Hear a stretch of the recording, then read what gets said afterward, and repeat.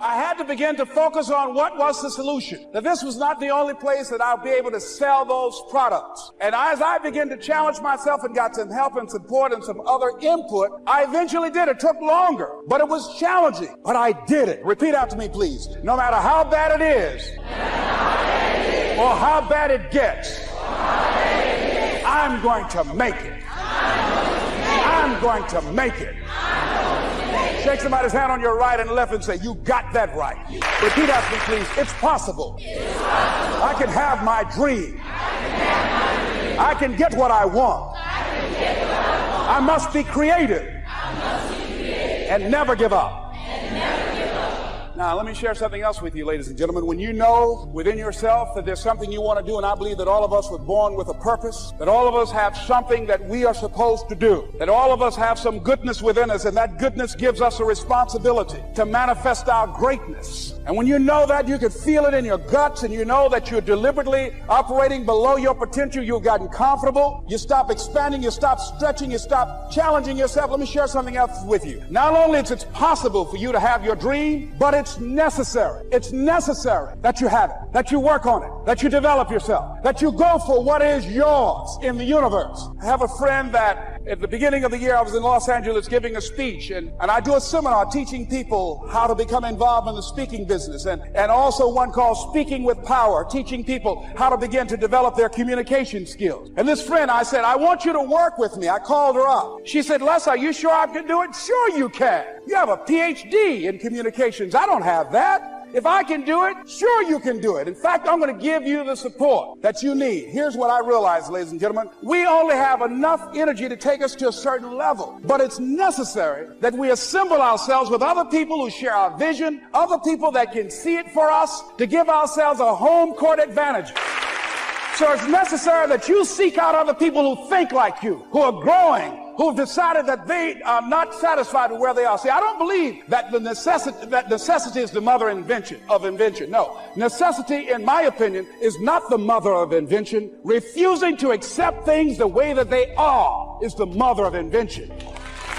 When you decide, I'm not going to settle for this, this is not going to be it for my life, I deserve more than this. See, that will start making you do some stuff. See, a lot of people go to work every day miserable, and all they do is just talk about how miserable they are, but they don't do anything about it. So I was telling her that I knew she hated her job with a passion. I said, you can do this. You got more going for you than I have going for me. And we've been going through this for years, ladies and gentlemen. She'd been to my seminar speaking for a living. She brought her husband, and that was one of the major problems that I realized that happened in her life. He couldn't see it for her. So you got to make sure that you have people in your life that can see it for you, that will encourage you. Non-affirming relationships can hurt you. And I talked to him. I said, I don't have anything to do with your marriage. I said, you and I are good friends, and she and I are good friends. And I'm not taking sides. I said, but if you can't see it for her, don't tell her that. Just give her some support. What if you're wrong? It's possible, man, that if I'm doing it, she can do it. Well, you're different. How are you going to tell me that? You've seen her speak. She's got great speaking skills. Don't underestimate her. You don't know. You got a great woman here. But you see, people who can't see it for themselves can't see it for you. He was happy.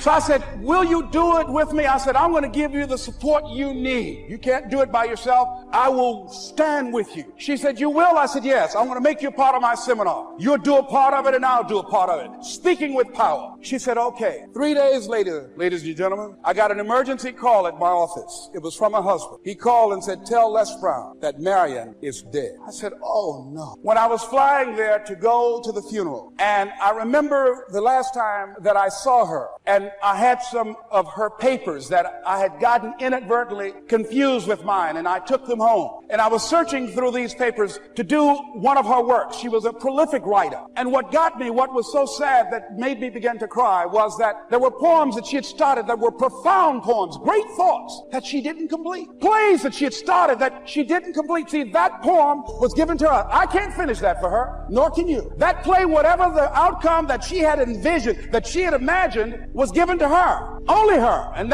she's the channel that was going to come through. You are here, and you are the vessel. You are the outlet for the universe. That you've been selected. There's something for you to do. I believe all of us have some purpose for being here. And as I was going to the funeral, and I was reading a newspaper that said that millions of people are dying because of what they're eating, talking about their diet. And I'm sure that it was Marion talking to me, whispering, saying, Les, the next time you speak, say that even more are dying because of what's eating them. Are you ready for something miraculous? One of the little boys that Rod Crew mentored was a guy named Conrad Rohn. Conrad Rohn was an NFL football player eventually. Rod met him when he was a little boy, same age when he met me. Conrad was the same age when he met me. And he took an interest in Conrad and believed in him. And Conrad went on to play for the Ravens and other NFL teams. He was in his off season, he was working out at the gym. Rod hadn't seen him in many, many years. He felt a click behind his right eye. He called his brother and said, I think something's wrong. His dad said, we feared it was an aneurysm. Are you ready? This is a little boy that Rod Crew mentored. At the same time that happened, Rod had a massive heart attack on a golf course and nearly died. At the same time, he nearly died. Thank God he was on the first hole and they were able to resuscitate him. And he was left with a few days to live. While Rod was in the hospital, Conrad passed away. Conrad donated a heart. Conrad was 29 years old. That heart saved Rod Crew's life, and he's still alive today.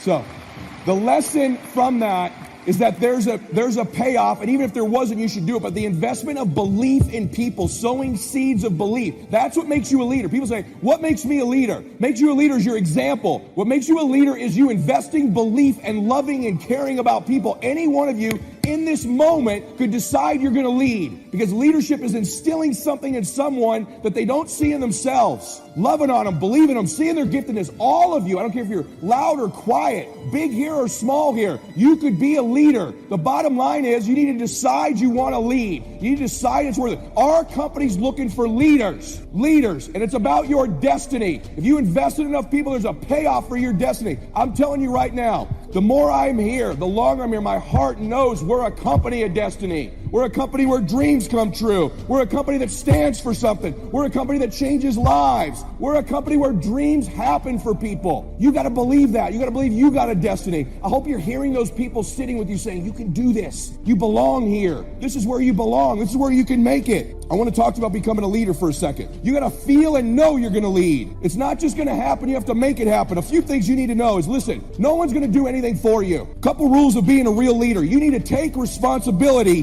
for your own life. Bringing energy to your team. Leading in recruiting. Leading in leadership. Leading in growth. Nobody owes you anything, but you owe other people everything. That's what a leader does. You take responsibility. You know exactly right now what you're not doing. It would be criminal of you to leave here and say, I don't know what to do. You know exactly what you're afraid of. You know exactly what you've been avoiding, and you got to make a decision to change it. You know exactly what it is. Don't BS anybody. You know what you need to do different. You know the changes you need to make, and if you can do that, you stop kidding yourself, you can win. You can overcome your fear, overcome procrastination, whatever that is. You know exactly what it is. Number two, you got to compete. I agree with what Monty said yesterday. You don't have to be number one, but dadgummit, you better want to compete to be the best version of you could possibly be. Your desire and will to win is everything. I believe you win with intangibles, with emotion, with energy, with passion. And you got to bring that. You know what we're really looking for right here? We're looking for some dogs, man, some road dogs. We're looking for some people that want to get aggressive. How many road dogs we got out there? You know what I mean, right? I hear ladies go sometimes, some of the guys who, I don't know if I got a road dog in me. Ladies, let me tell you something. The hardest core road dogs in the world are women. Hey, ladies, here's how we know. What if someone messed with your kid at school? You know how you get? You slap the hell out of a little kid if you have to, don't you? You don't give a crap. Well, guess what, ladies? Listen to me. You're letting the world slap the hell out of your family, and you're not doing anything about it. You're letting life slap the hell out of your kids and you. You're settling for average, aren't you? You're settling for ordinary, aren't you? See, you may not see the slap, but you can feel it. You need to stop letting the world slap your family around. It's time that stops right now. You say, that's the end of this. This family wins now. I'm leading this family. Change happens now. Say yes. Stop letting people hold you to your past. Yeah, man, I got what I used to do, but I'm trying to do better now. Stop letting people tie you to what they saw you do 5, 10 years ago. You can go on the internet and say whatever you want to say about me in the past. Got all that. Was who I was, but I am who I am, and I'm cool with both of them people. You got to be not all right to get all right. You got to be lost to get saved. You got to have been through something to know something. So please, get comfortable with that get comfortable with that part. I don't know what I'm doing on time, so I'm just gonna go ahead. Okay, cool, here we go. This is the one I really wanted to do because this one describes my life to the T. When I left college, I flunked out of college after 3 years. When I worked at Ford Motor Company, one of the last jobs I had because of the layoffs was they put me in the foundry. I learned a valuable lesson in the foundry because I used to be a foundry worker at Ford Motor Company. I'm now a spokesperson for Ford. Let me tell you how the flip went. A lot of people don't know, but in the foundry, they was making engine blocks. Engine blocks start with scrap metal. See, people, you think old cars just go away. No, they go to junkyards. Companies take this scrap metal and they melt the metal down. But it starts with scrap. They run it through a furnace, and when it gets in the furnace, they liquefy the metal. Then they take this metal and they pour it into a mold. This mold is the engine block. But when you pour it in there, it's just hot. It's just hot. It ain't nothing. And you think that you can't do nothing with that. But then something comes along and gets a hold of it. Something comes and gets a hold of it. It takes this hot piece of mess that was scrap. It lifts it. It dips it. It cools it. It refinishes it. It hardens it. And then it puts it on a conveyor belt. When it come out the conveyor belt, my job was to hit it with a sludge hammer and knock the loose flashing out. That's empty, extra metal on it. And then you have an engine block. The basic of any engine is the block. You got a cracked block, you can throw that engine away. It don't work. But the block starts from scrap metal. This really how God do it, though. See, God takes scrap. All engine blocks is scrap. He takes scrap. Come on, Steve. Come on.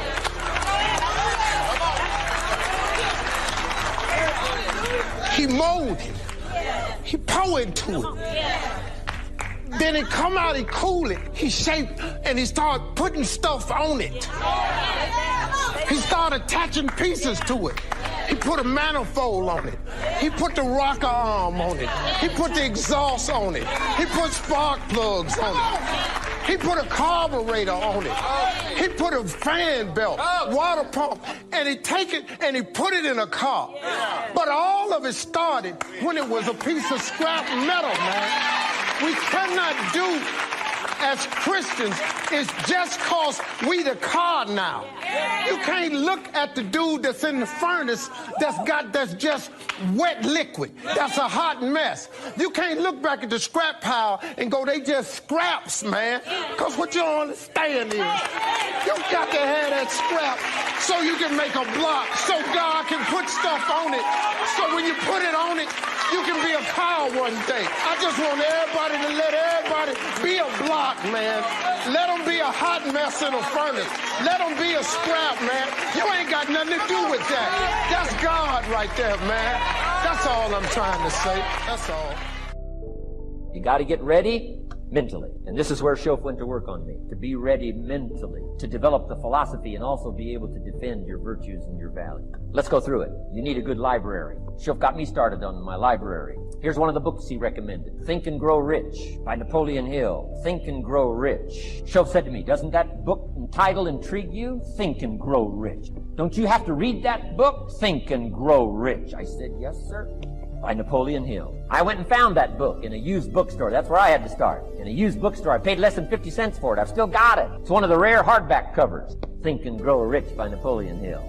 Wow, Shof was right. Get a library started. It'll change your life. Any home over $200,000 has got a library. Why do you suppose that is? Wouldn't that make you curious? How come every home over $200,000 has got a library? Does that tell you something? Does that educate you at all? You say, well, I can't afford a $200,000 home. It doesn't matter what size home. Take your present apartment, clean out a closet, call it your library, and start acting intelligent. And start this process like I did. Start developing a library. Here's what your library needs to show: that you're a serious student of health and life, spirituality, culture, uniqueness, sophistication, economics, prosperity, productivity, sales, management, skills, values of all kinds. Let your library show you're a serious student. Don't be casual in learning. Don't be lazy in learning. Information is the key. Learning is the beginning of wealth. Learning is the beginning of health. Learning is the beginning of prosperity. Learning is the beginning of democracy, the beginning of freedom. All values, all virtues start with the learning process. So don't be lazy in learning. Don't be lazy in gathering the library that'll teach you and instruct you. And I got that book, Think and Grow Rich. Some of the ideas in that book inspired me no end, helped me to change my life. Now, it's got some weird stuff in it. It's got some weird stuff. Napoleon was weird, so you gotta separate out a little of this weird stuff. But you can do that. You can separate out the weird stuff, okay? Unless you're weird, just do the weird stuff. Anyway, remember, don't be a follower, be a student. That's the key to all books. Don't be a follower, be a student. Okay. Another book he recommended, Help Me Become Financially Independent. We're going to cover that before we finish this afternoon. The book was entitled The Richest Man in Babylon. The Richest Man in Babylon by George Clason, C-L-A-S-O-N. This little book, The Richest Man in Babylon, I use it as a textbook, teaching teenagers how to be rich by 40, living in America. 35 if you're extra bright, much sooner if you find a unique opportunity. I got rich by the time I was 31, didn't wait till 35. You find a unique opportunity. So we'll get into that after we come back from our next break. Richest Man in Babylon. Get your library started. Here are some key sections to put in your library called mental food. In fact, we call it food for thought. It's so important to nourish the mind, not just the body, but nourish the mind. Key phrase. Now it needs to be well balanced. You can't live on mental candy. Somebody says, well, I just read this positive stuff. That's too second grade. You've got to get out of second grade. You can't just be inspired. You've got to be taught. You can't just be inspired. You've got to be educated. Here's a good book. It's called How to Read a Book. Good title. How to Read a Book by Mortimer Adler. In this book, How to Read a Book, Mortimer, is the chief editor of the new Encyclopedia Britannica. A good set of books, right, to have in your library. The Encyclopedia Britannica, chief editor, Mortimer Adler. He's in his 80s. He's still active, still writing books. I've got several of his books. The 6 Great Ideas, a lot of books. Mortimer Adler. But he wrote this book, How to Read a Book. Now, in this book, How to Read a Book, not only does he give you some good suggestions on how to get the most out of a book. It's one thing to read it. It's another thing to get the best out of it. He'll give you some techniques on how to get the best out of a book. It's very good. But here's what's also in his book, How to Read a Book. A list of what he calls the best writings ever written. The best writings ever written. I've used it as a centerpiece for my library. So I'm just asking you, take a look. If it suits you, fine. If it doesn't suit you, hey, keep looking till you find something to suit you. But well balanced. Let me give you some of that balance. Number 1, history. We've all got to have a sense of history. American history, national history, international history, family history, political history. We all need a sense of history. Shortest history lesson. Opportunity mixed with difficulty. No matter how far back you go, 1,000 years ago, 2,000 years ago, 3,000, 4,000 years ago, I'm telling you, it all reads the same. Once you understand the thread that it isn't going to change, then what's going to change for my life? Answer. Looks like I'm going to have to change. History helps us to understand how it is, what there is to work with, seed, soil, sunshine, rain, and what human beings have done with it in the past, and how many of them have, like I did by age 25, they have messed up. That's what history's for. Be a good student of history. Here's a good book, Lessons of History by Durand. Lessons of History by Durand. This little book is only 100 pages, but I'm telling you, it's so well written, you'll be intrigued, as I was. This little book, Lessons of History by Durand. Next is philosophy. Durand also wrote a good book on philosophy. The Story of Philosophy. It's got a good rundown of the key philosophers of the last several hundred years, what they taught and some of the lives they lived. You might find it a little difficult, but hey, you can't just read the easy stuff. Key phrase to add here in parentheses, don't just read the easy stuff. You won't grow. You won't change. You won't develop. Tackle the more difficult stuff. Next, novels. Novels are good. Sometimes an intriguing story keeps our attention so that the author can weave in the philosophy he or she is trying to get across. Ayn Rand was probably better at that than anybody else I could possibly think of. Atlas Shrugged, some of those towering novels. The novel kept us intrigued, but guess what she was doing all the time? Feeding us her philosophy, feeding us her philosophy. Now, whether you agreed with her philosophy or not, you had to admit she was really good at getting it out there, weaving it through the story, in the dialogue and in the speeches and in the text. Novels are good. Now, here's a little personal advice. Skip the trash. Somebody says, well, sometimes you can find something valuable in a trashy novel. I wouldn't go through it to find it. You can find a crust of bread in a garbage can, but I wouldn't go through it. Number one, you don't need the reputation. So, not enough time to read the brilliant stuff, the good stuff. Skip the trash, really. My personal advice on personal development, becoming more valuable than you are.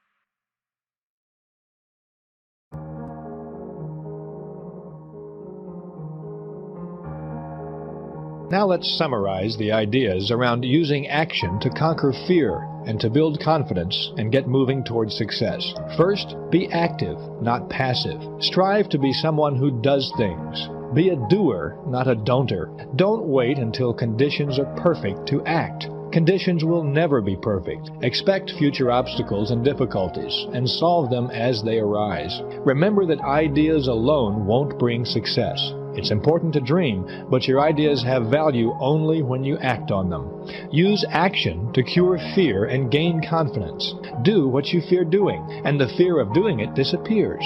Try it and see. Don't waste time getting ready to act. If you have trouble getting started, use the mechanical method to move your spirit.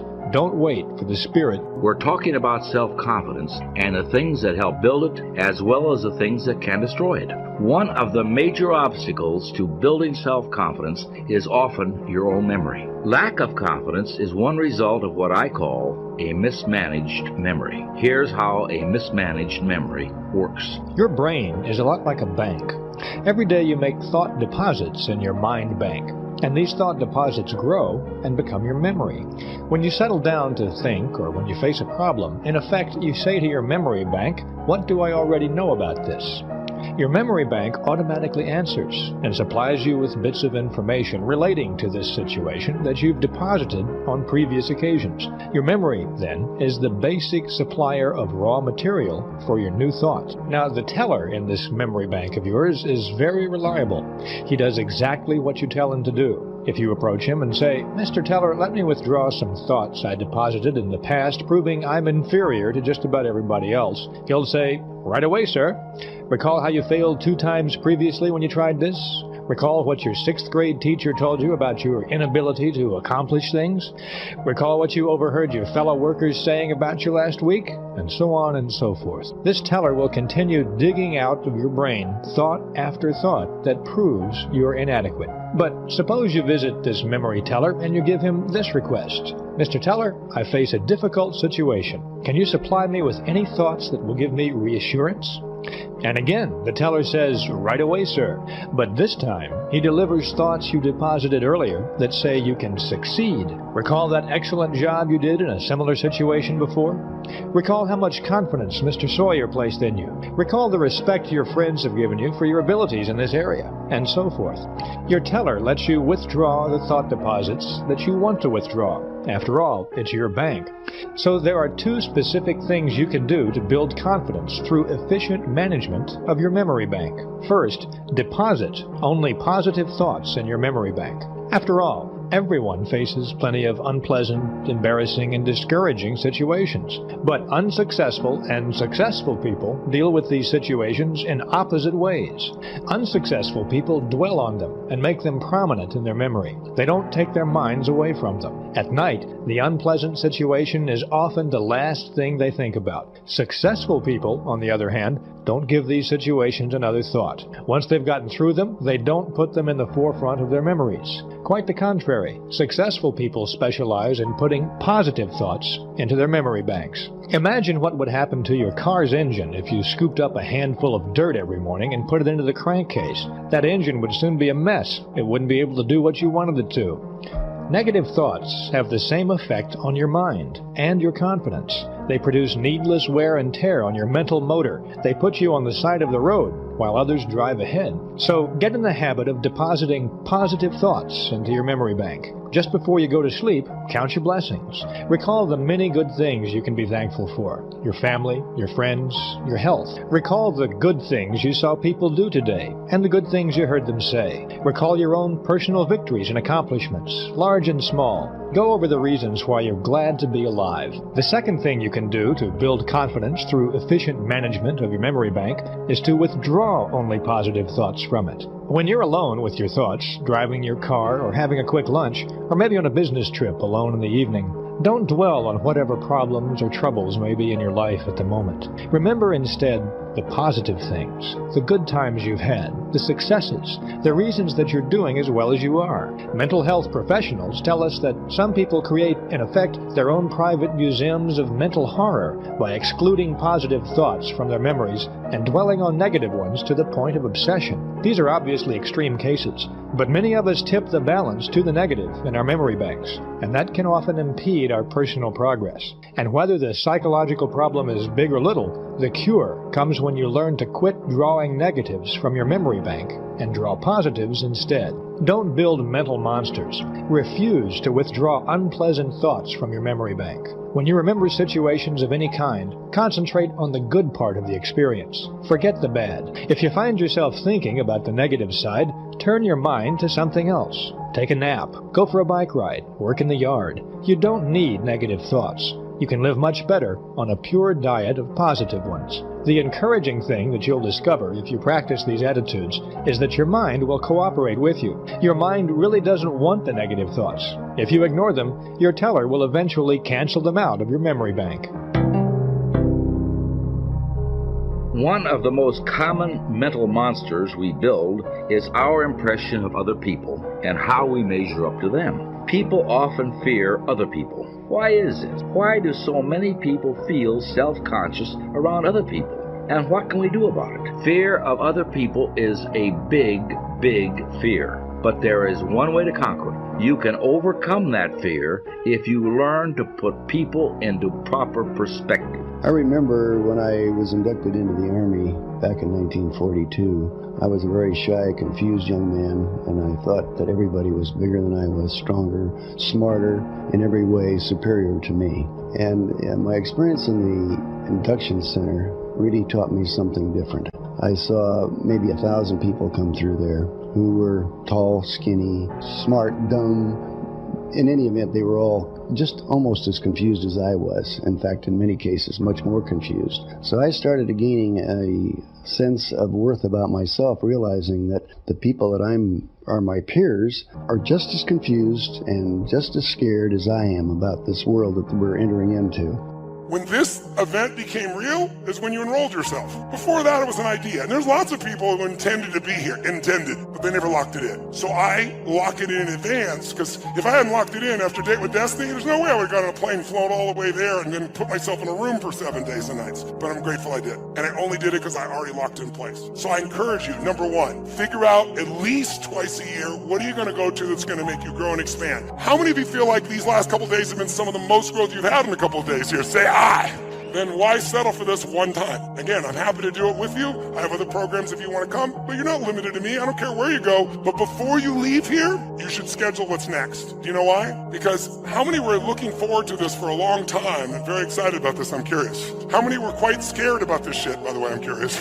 But here's what's interesting. After you achieve a goal, have you ever done this? Worked your ass off, achieved a goal, and you feel good, and then there's kind of a drop. Because we need something compelling to be going after, so we keep growing. So I always, right before I achieve a goal, I immediately set what the next thing is, and I lock it in my schedule, because otherwise there's that drop. And if I have the next thing, it's like you're going from peak to peak, as opposed to peak to drop to peak to drop. How many follow what I'm talking about here? Say aye. And the other thing I've learned, I taught this to all my children. And one time my daughter was talking to me, and she's like, Dad, you're so brilliant. And I said, you're absolutely right.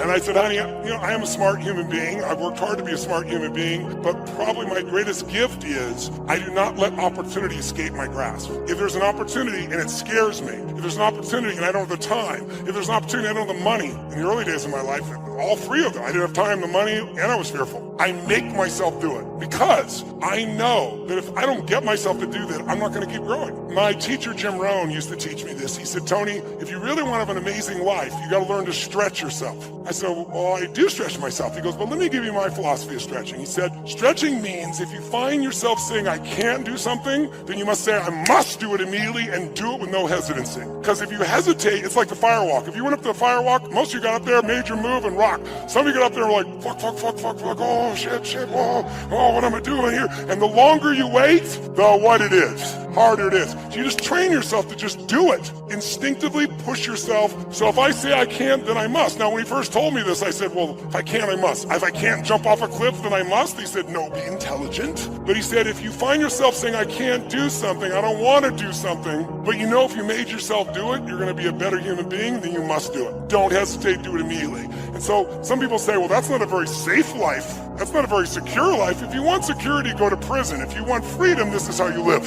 So once you've got events where you're going to make huge growth, the next thing you want to do, throw it up to number 2, is you really want to get yourself a coach or a mentor. Why do you want a coach or a mentor? You're smart. Well, I got a series of mentors. I've got 3 men in my life who are the smartest humans I know, some of the most successful people in the world in business, spiritually, emotionally well-developed. They're 18 to 20 years my senior. And guess what? I come to them all the time. for accountability and feedback. Because as much as I know to drive myself, you don't do brain surgery on yourself even if you're a brain surgeon. Does that make sense? You need some feedback from the outside because you're still in it. And so getting a coach is critical. Now I get paid $1 million a year to coach someone and I only take on 7 clients and I got now a 5-year waiting list. So I'm not looking for any coaching clients. But I've trained all of my coaches to do the same things I do and they don't charge $1 million a year, not even close. So you can use our coaches if you want or someone else, but what you don't want to do is have a friend be your coach. Why? I'll give you an example. A few years back, I was on this talk show that's in the morning. I won't mention the name, but it has a bunch of ladies. What's the name of it? The View. That's right, I won't mention it. And I was on The View, and it was when Barbara Walters was still on, and Barbara's a brilliant, amazing lady. And they had me on in January, and I was doing a piece on New Year, New Life, how to transform your energy and your body. And when I was done talking, it was a little 7-minute segment. 5 women, I guess it was, 5 women followed me into the green room, literally, during the break. And they said, listen, before the TV comes back on, we want to do this. You know, tell us more, how are we going to do this? And we want to do this together. And when they said they wanted to do it together, I was like, hold it. I said, can I be direct with you on this? I said, Barbara, you know how much I respect you and all of you, but can I be direct? They said, well, yeah. I said, well, I respect you. You're some of the best in the world at what you do as journalists. I said, you have an incredible show, #1 of your show. You've been in the years. Barbara, you're a role model for anyone who wants to be successful, man or woman, but there's an area of your life none of you have mastered. It's your body. I'm not being harsh. I have to tell the truth because the truth is how you get to the things to change. And you should have seen him look around and be like, oh my God, he just said we're fat. I didn't say they're fat. I said you haven't mastered this area of your life. And I said, here's the problem. If you guys get together now and none of you have mastered this area and you're all friends, you'll do this for 2 or 3 days, but about the 3rd or 4th day in, one of you's going to go, I want to go to Starbucks and have a mocha smocha something, whatever that shit's called, right? And someone else can say, no, we got to work out. And they go, but look, can't we just stop for a few minutes? And then someone else will say, well, we can stop for a few minutes. And then you're fucked.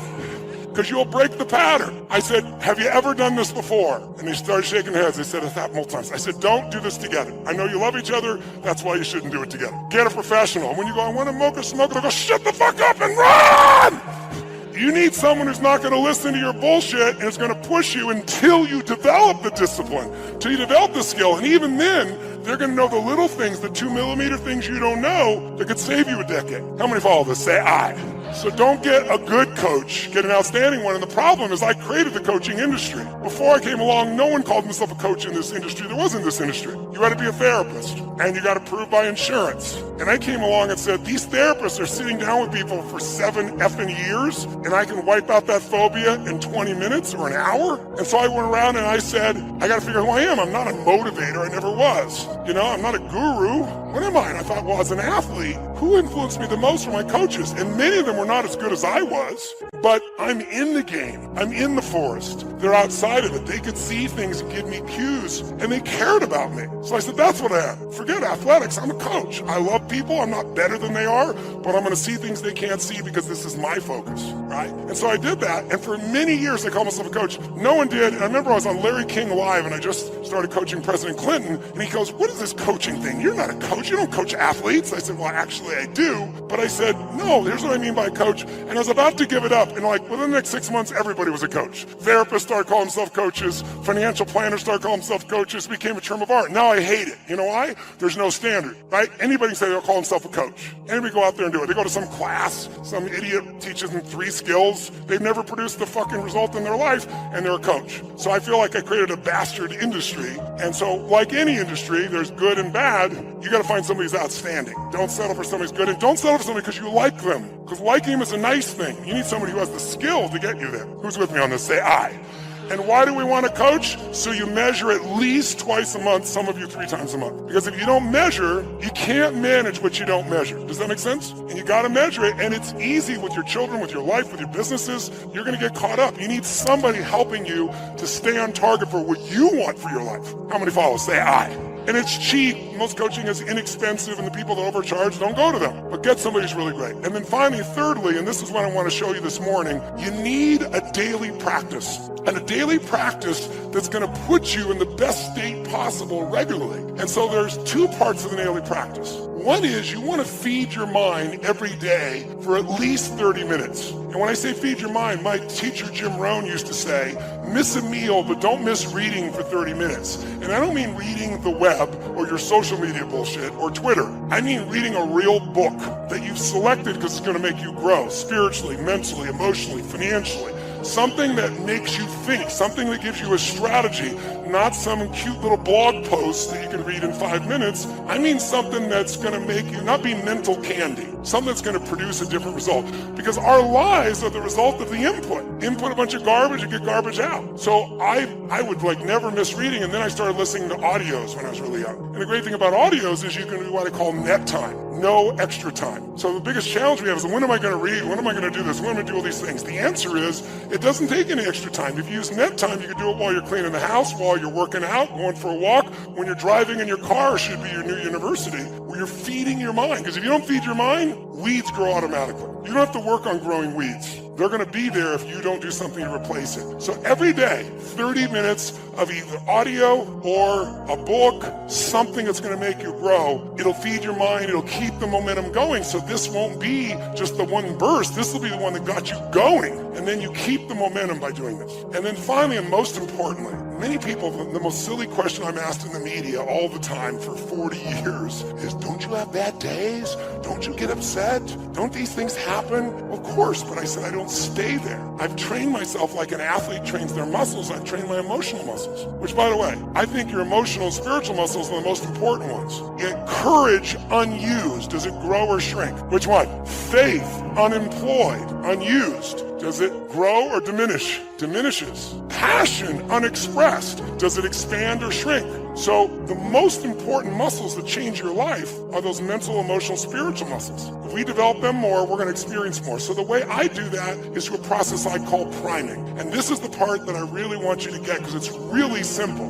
Most of us, have you ever seen someone do something and thought to yourself, what the F is wrong with this idiot? Who's ever had that thought? How many of you ever done something yourself and thought, what the F am I doing?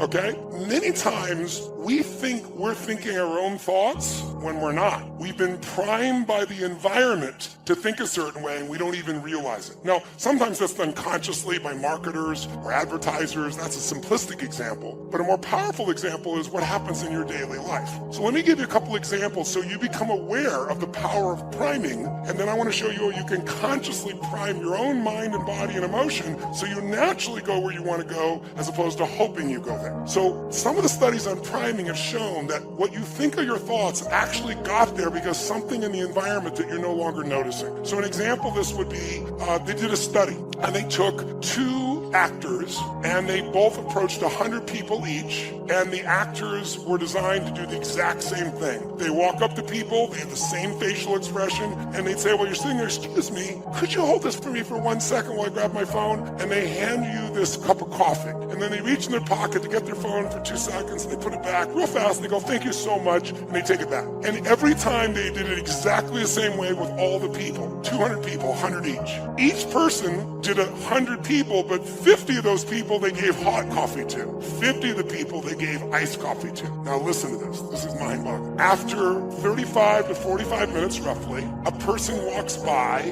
outdoors or at the mall, wherever they did this. They have a checkboard, clipboard, and they go, excuse me, we'll give you $20 if you'll give us 3 minutes of your time to read these 3 paragraphs and answer 2 questions. 95% of people do it. $20, 3 minutes, I'll do it. And they read these 3 paragraphs, which is this story about this main protagonist. And then the 2 questions are, tell us what's the first emotion that you link to the main character, and what's the second one? Those are the 2 questions. When they do this with people they handed hot coffee to, 80% of the people, 81% to be exact, roughly 80, 81, say that the person they read the story about is generous and warm. Sometimes they add the word loving, but generous and warm is always there. The people who had the exact same presentation 34 or 40 minutes earlier were given iced coffee, 80%, there's a 1% difference, which is statistically irrelevant. 80% of them say the person is cold and uncaring. And the only difference is 35 or 40 minutes earlier, somebody handed you a hot or cold cup of coffee. That's wild, isn't it?